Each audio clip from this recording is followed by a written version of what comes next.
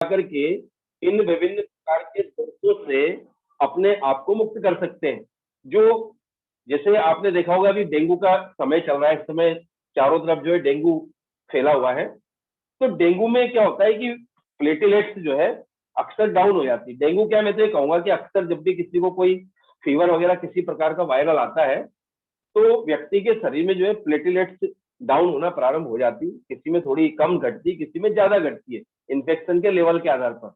और ये जब प्लेटलेट्स घट जाती है तो बड़ा कठिन हो जाता है, रोगी को जो है उपचार के लिए अस्पतालों में भर्ती होना पड़ता है, इमरजेंसी वार्ड में उसको भर्ती होना पड़ता है, प्लेटलेट चढ़ाई जाती है। किंतु ये जो आयुर्वेदिक एक्यूप्रेशर है इसके माध्यम से संभव हो पाया कि मात्र 1 दिन के ट्रीटमेंट और 2 दिन के ट्रीटमेंट में 50,000 से लेकर के 1 लाख तक प्लेटलेट्स बढ़ जाती है। तो साथियों ऐसी अद्भुत विधा जो है ये आयुर्वेदिक एक्यूप्रेशर विधा है।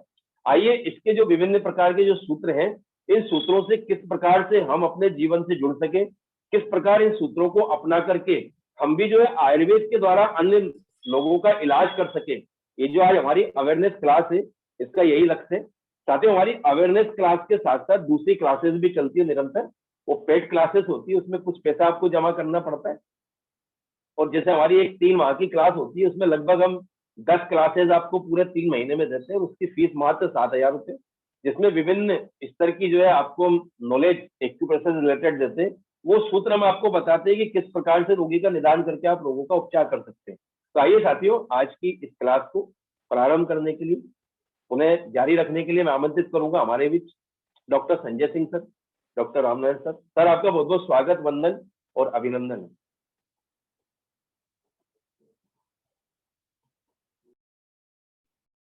बहुत बहुत धन्यवाद आदरणीय डॉक्टर जितेंद्र गुप्ता सर। मेरी आवाज आप तक जा रही है? Yes sir, you are audible. Yes sir. Yes sir, बहुत बहुत धन्यवाद।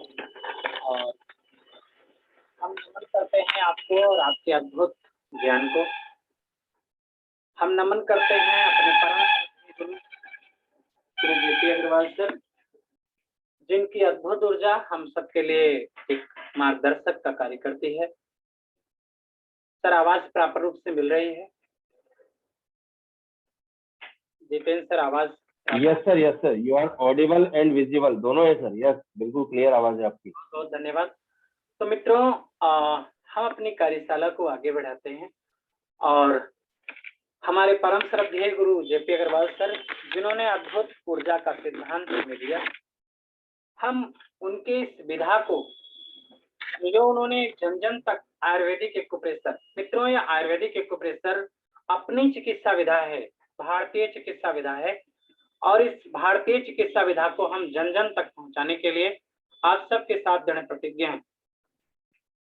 एक समय था जब लोग आयुर्वेद को जड़ी बूटी और दवाओं के नाम से जाना जाता था, लेकिन आज एक समय है जब हम आयुर्वेद को अपने 10 द्रव्यों के साथ परिभाषित करके और हम उसे ब्रह्मांड में हेतु सूत्र, लिंग सूत्र और कर्ण सूत्र के साथ उसकी उपादेयता को सिद्ध करते हुए आज हम आयुर्वेद को लेकर आगे बढ़ रहे हैं।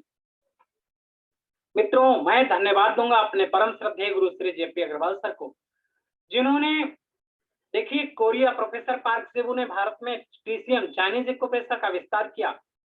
हमारे गुरु श्री माता प्रसाद खेमकांत सर ने उस ज्ञान को आगे बढ़ाया। लेकिन आयुर्वेद एक ऐसा अद्भुत ज्ञान जिसकी रिसर्च, जिसका खोज अपना भारतवर्ष में अपने परम श्रद्धेय गुरु श्री जेपी अग्रवाल सर ने किया। और यह ज्ञान आज हम सबके लिए ऊर्जा का स्रोत बना हुआ है। और एक से क्रोनिक डिजीज, रेन का ऐसा डिसऑर्डर जहां पेशेंट लाइलर्स हो जाता है, सीपी चाइल्ड जो ठीक नहीं होते हैं, सेरेब्रल एट्रोफी होती है, पार्किंसन डिजीज हो जाता है, किसी को पैरालिसिस हो जाता है, लकवा मारता है, ब्रेन के व्हाइट मैटर, ग्रे मैटर या उसके हाइपोथैलेमस में या मिड ब्रेन में, लिम्बिक सिस्टम में होने वाली हर एक समस्या का आयुर्वेदिक एक्यूप्रेशर से उपचार है। मित्रों आयुर्वेद की अगर हम परिभाषा की बात करते हैं तो जिस शास्त्र में हितमय आयु कहा गया, हितायु अहितायु, हिताहितम सुखा दुखमस्ता हितम सुखम, यानी जिस शास्त्र के अंतर्गत हितायु, अहितमय आयु, सुखायु, दुखमय आयु, यानी जिसमें व्यक्ति का हित और अहित मान का वर्णन हो, उसको आयुर्वेद कहा जाता है। आयुर्वेद की मीमांसा अगर हम करते हैं, दो शब्दों से मिलकर बना है, आयु और वेद। आयु का अर्थ है जन्म से लेकर मृत्यु तक का समय, वेद का अर्थ होता है ज्ञान। इन वह शास्त्र, वह विधा जिसके अंतर्गत जन्म से लेकर मृत्यु तक के हर समय का ज्ञान हो, उसे हम आयुर्वेद कहते हैं। आयुर्वेद को पंचम वेद की उपाधि मिली है। मित्रों, हमारे साथ बहुत सारे नए साथी जुड़े हुए हैं। आज की हम इस कार्यशाला में आप सबको आयुर्वेद के द्वारा अब ब्रह्मांड में जो कुछ व्यथित हुआ है, उसको हमारे शरीर में किस प्रकार हम आयुर्वेद से उपचार करेंगे, आयुर्वेद के जो त्रय सूत्र हैं उनका हम उपयोग कैसे करेंगे, और हम उसके आधार से प्रोटोकॉल बना के इस मानव जीवन को सुखमय कैसे बनाएंगे, उस पर हम चर्चा करेंगे। आइए हम चलते हैं। सर्वप्रथम हम आपको दिखाते हैं परमपिता ब्रह्मा जी के द्वारा जो भगवान ब्रह्मा जी ने आयुर्वेद की जो दैववाणी हम सबके बीच लेकर के आए।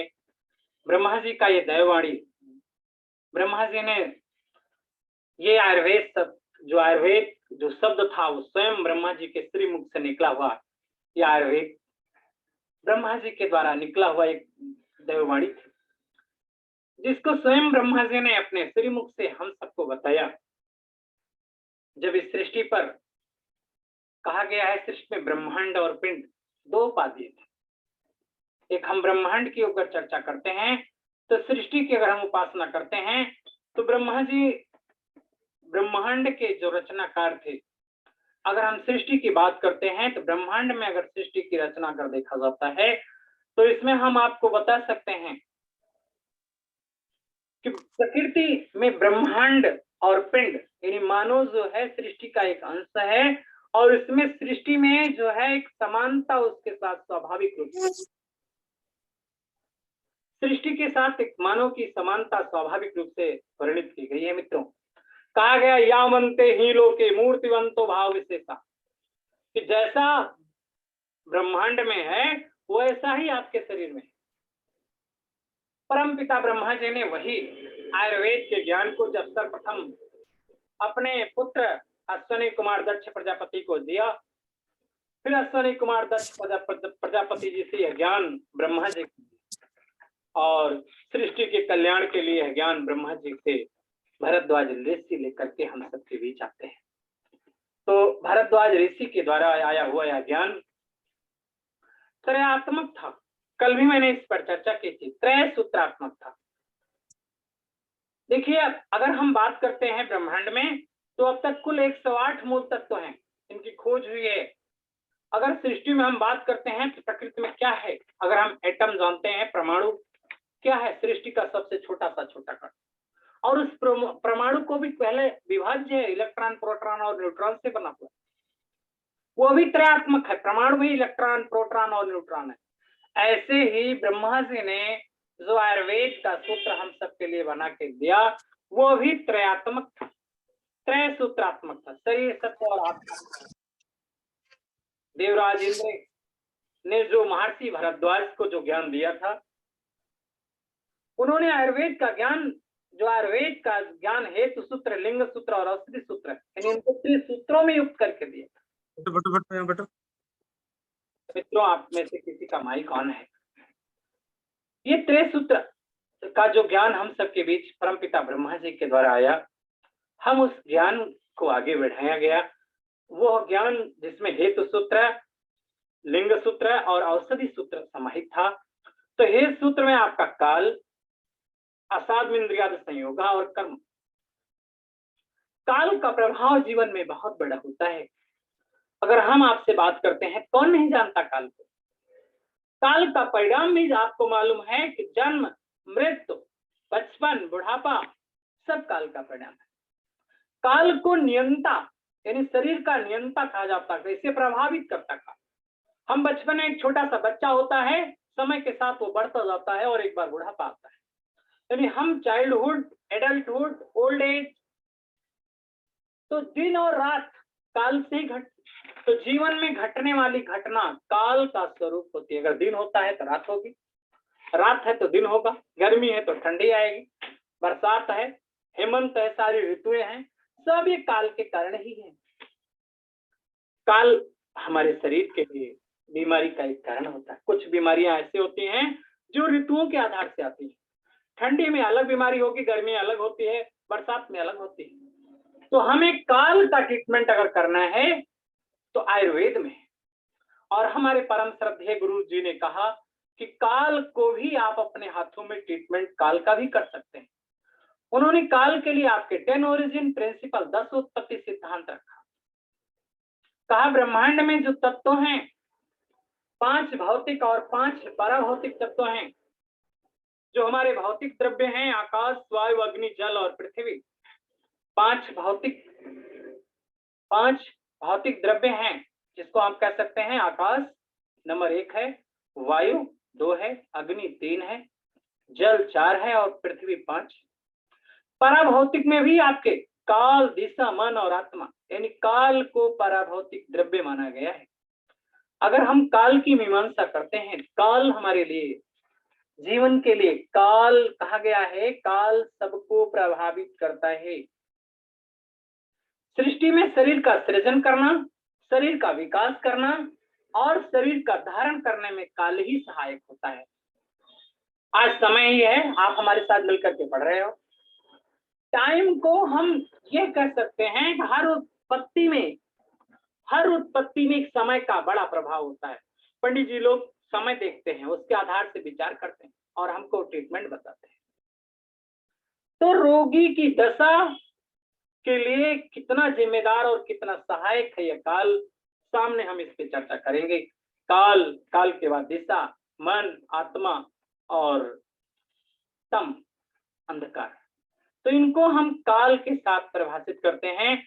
आइए हम आपको दिखाते हैं किस प्रकार हमारा ये 10 ओरिजिन प्रिंसिपल बनता है और फिर हम सृष्टि ब्रह्मांड में फिर आएंगे। देखिए मित्रों, आप सब जानो कि सृष्टि में तम एक नन्हा सा पौधा, एक विकास होता है सृष्टि का।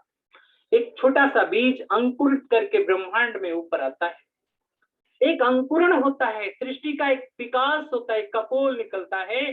तो आयुर्वेद कहता है कि हर उत्पत्ति के पीछे काल का प्रभाव है। उत्पत्ति जब होगी, एक पौधा होता है, मिट्टी के अंदर ढपा रहता है, अंधेरे में होता है और उसको बाहर आना होता है। और जब वो बाहर आता है तो काल का प्रभाव उसके साथ रहता है। मित्रों, यहाँ पर हम आप सबसे कहना चाहेंगे कि तम मीन्स अंधकार। एक अंधकार से प्रकाश की ओर कोई भी वस्तु जब बाहर निकलेगी तो अंधकार से बाहर आती है, और जब बाहर आई तो उसको सबसे पहले क्या मिलता है? स्पेस, आकाश, फैलाव। हमारे शरीर का जो आवरण है ये आकाश है, ये स्किन क्या है? आकाश है। हर वस्तु, वह वस्तु जो किसी भी, आपके हार्ट के ऊपर जो कवरिंग है उसका आकाश है, लंग्स के ऊपर जो कवरिंग है प्लूरा की वो उसका आकाश है, हार्ट की पेरिटोनियम आकाश, पेरिकार्डियम आकाश है, स्टमक का ऊपर जो कवरिंग आवरण है पेरिटोनियम उसका आकाश है। जब कभी भी लंग्स में पानी भर जाता है, प्लूरिसी हो जाती है, तो हम कहते हैं उसके आकाश उसका गड़बड़ हो गया, कोई चीज फूल गया, आकाश गड़बड़ है। आपकी त्वचा में खुजली होने लगी, आपकी त्वचा का आकाश में इंफेक्शन फैल गया और आपका आकाश गड़बड़ हो गया। हमें आकाश को ठीक करना है। हम कैसे ठीक करना है, कहाँ करना है, वह भी आपको भविष्य में सिखाएंगे। आकाश यानी एक नन्हा सा पौधा या एक छोटा सा बच्चा माँ के पेट में था अंधकार में, और जैसे आता है बाहर तो आकाश मिलता है। आकाश के बाद फिर वायु आता है। तो वायु का अर्थ होता है कि उसको हवा मिलेगी। आकाश में बाहर आया तो ऑक्सीजन, सांस लेगा, सांस लिया तो जन्म है, सांस नहीं लिया तो जीवन नहीं। तो वायु मीन्स गतिशीलता, मोशन। तो वायु, हर शरीर में होने वाली गति वायु का स्वरूप होती है। तो वायु मिली तो अग्नि उसको चाहिए, सूर्य का प्रकाश मिलेगा, अग्नि मिलेगी। अग्नि को 3 नंबर, आकाश को 1 नंबर, वायु को 2 नंबर, अग्नि को 3। अब अग्नि क्या करेगी? सूर्य, पेड़ पौधे पृथ्वी पे हैं, सूर्य का प्रकाश मिला तो प्रकाश संश्लेषण की क्रिया बंद करेंगे। उसके लिए क्या चाहिए? जल चाहिए। जल चाहिए, पृथ्वी के भूगर्भ में जल भी है। और जब उन्होंने प्रकाश संश्लेषण की क्रिया की तो भोजन बनाया। तो पौधों द्वारा भोजन बनाने की क्रिया को प्रकाश संश्लेषण क्रिया कहते हैं। और जब एक नन्हा सा पौधा, बच्चा हो या पौधा हो, बाहर आया तो आकाश मिला, वायु मिली, उसका गर्माहट मिला, पोषण किया गया, नरिशमेंट दिया गया। जल, निश्चित रूप से जल ही जीवन आपने जाना है। और फिर वो उसका वृद्धि और विकास होता है तो उसमें मजबूती आएगी, पृथ्वी तत्व आता जाएगा। पृथ्वी का मतलब क्या है? मजबूती, ताकत। और जब मजबूत होगा तो बड़ा होगा, और बड़ा होगा तो उस पे काल का प्रभाव, चाइल्डहुड, एडल्टहुड, ओल्ड एज, ये सारा काल का प्रभाव। यानी काल हमारा देखिए जीवन में जुड़ गया। 6 नंबर काल। 7 नंबर फिर उस पे दिशा प्रभावित होगी। यानी बच्चा कभी आपका पढ़ता नहीं, उसका मन नहीं लगता है, दिशा और उसका मन दोनों गड़बड़ है। किसी का ब्रेन गड़बड़ है तो उसका दिशा और मन दोनों खराब है। और लास्ट में इंसान जो सृष्टि में इसकी आत्मा परमात्मा को मिल ही नहीं सकती। तो अगर किसी ऑर्गन की आत्मा डेड हो रही है, जैसे किडनी फेल्योर हो रहा है, लंग्स फेल्योर हो रहा है, हार्ट फेल्योर हो रहा है, किसी ऑर्गन की आत्मा जब जा रही हो तो मित्रों हमारा इलाज नहीं है। तो ये हम कैसे इसको स्वरूप को, इस स्वरूप को ब्रह्मांड के साथ कैसे हम करते हैं तुलना। आइए अब हम ब्रह्मांड की ओर चलते हैं, जो हम आपको कल लेकर आपके आगे बढ़ रहे थे। और हमने आपको बताया एक प्रकृति का आयाम है। पहला आयाम है क्या? प्रकृति। सृष्टि में जो कुछ भी है प्रकृति है। पहला आयाम हमारा सृष्टि का आपने पढ़ा होगा, क्षिति, जल, पावक, गगन, समीरा, पंच तत्व या रचित शरीर ने 5 तत्वों से सृष्टि का निर्माण हुआ है। और इसमें 5 तत्व भौतिक और 5 पराभौतिक तत्व हैं। अब इन भौतिक द्रव्यों से आपका शरीर भी बना है और वो आपके हाथों में भी है। अगर हाथों में थंब इज द हेड, अंगूठे को सर माना जाए, तो नीचे आपके दोनों हाथ, हमारे ये दोनों हाथ हो गए। ऐसे हाथ को हम ऐसे करेंगे, ये दोनों जो आपके पैर हो गए, ये जो बड़ी अंगुलियां ये पैर हो गई। नीचे हाथ लटक रहे हैं, ये आपके हाथ लटक रहे हैं। तो इसमें हमने आपको ये बताना चाहा, हम ये बताना आपको चाह रहे हैं कि ये जो आपके सामने हाथ दिया गया है, ये आपके पूरे शरीर को दर्शाता है। अब इसमें कल हमने thumb is the head of the body, अंगूठे के ऊपर पूरा पढ़ा था।